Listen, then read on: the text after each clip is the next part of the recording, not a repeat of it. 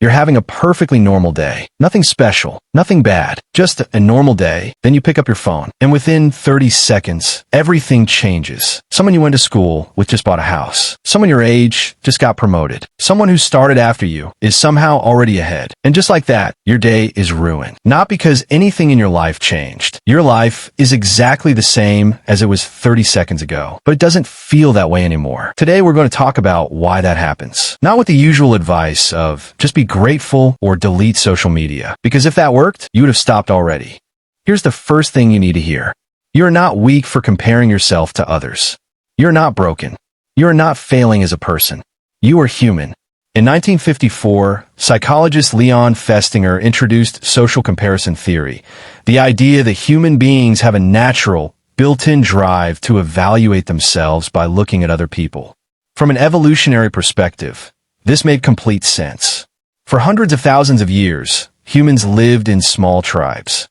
And in that environment, knowing where you stood socially and physically was not vanity. It was survival. Falling behind the group meant getting left behind. And getting left behind meant death. So your brain built a system, a constant background process that scans your environment and asks one question: how am I doing compared to them? That system kept your ancestors alive. The problem is that same system is now running inside a mind that has access to Instagram, LinkedIn, and YouTube. And it has absolutely no idea how to handle what it's seeing. Now, not everyone feels comparison with the same intensity. Some people scroll through social media and feel mostly fine. Maybe a small flicker of envy, but nothing that ruins their day. And then there are others, maybe you, for whom comparison feels like a constant noise that never fully goes away. Why the difference? It comes down to something called self-concept clarity. How clearly and confidently you know who you are.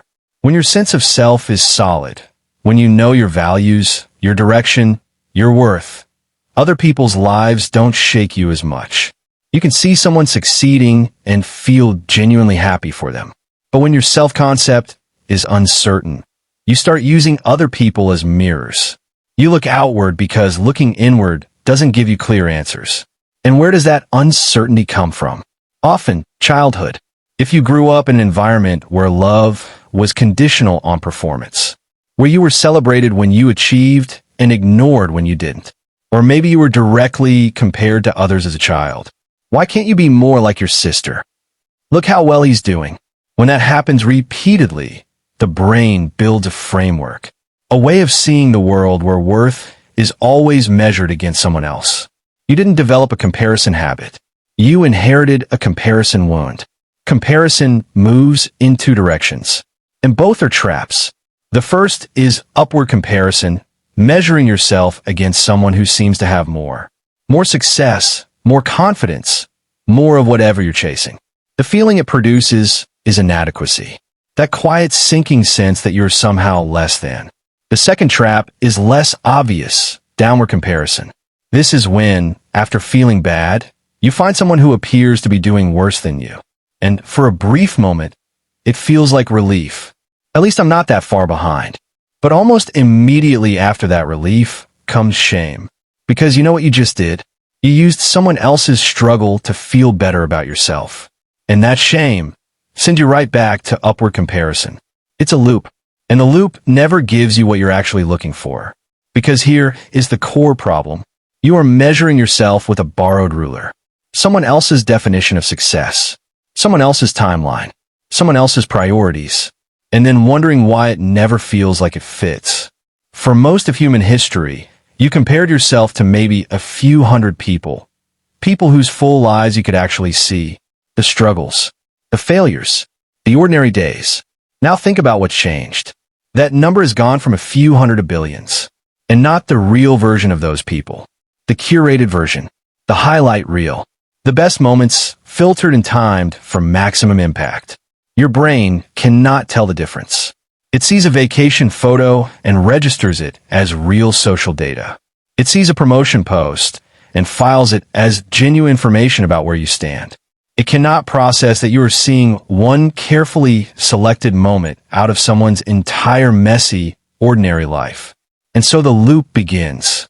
You feel comparison. Your brain wants to resolve it. So it sends you back. Check again, look again. Maybe this time you'll feel okay. But you never do, because the feed never ends. And there's always someone who appears to be doing better. Now, pay close attention here, because this is the part most videos skip entirely. Comparison is not random. Think about this carefully. You do not compare yourself to everyone. You don't see a professional athlete and spiral about your fitness. You don't see a neurosurgeon and feel like a failure. You compare yourself to specific people, in specific areas. And those areas are not random. You only feel intense comparison in areas where you carry an unacknowledged desire. The colleague whose creative work stays in your head. You want to create something too. The person who travels freely, you want that freedom. The friend who seems so comfortable in their own skin, you want to feel that way. You compare yourself to people who are living something you secretly want, but haven't yet given yourself permission to fully want. This means your comparison is not your enemy. It is a compass.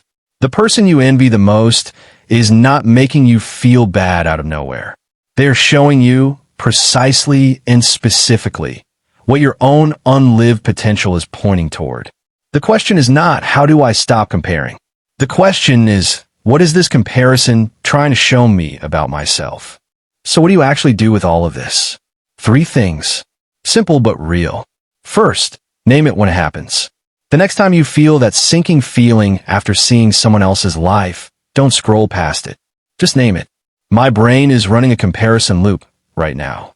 That one sentence creates distance between you and the feeling. You stop being inside the loop and start watching it. Second, get curious instead of critical.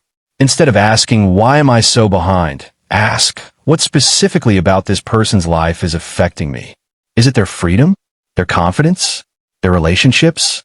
Their creative output? Whatever your answer, that is information about you, not them. Write it down.